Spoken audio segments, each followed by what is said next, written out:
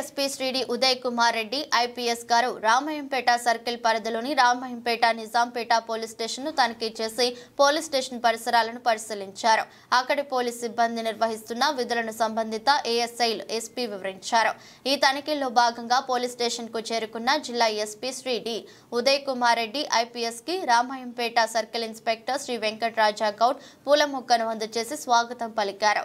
అనంతరం ఎస్పీ అక్కడికి అధికారులకు పలు సూచనలు చేస్తూ పోలీస్ స్టేషన్ వచ్చే బాధితులకు న్యాయం జరుగుతుందనే నమ్మకాన్ని ప్రజలకు కల్పించాలని పోలీస్ స్టేషన్ అధికారులకు సిబ్బందికి సూచించారు.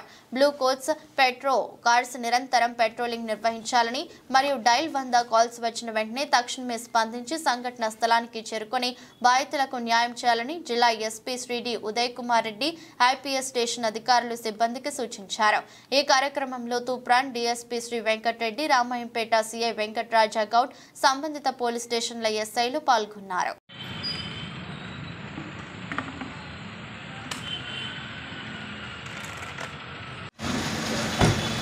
మొక్కలు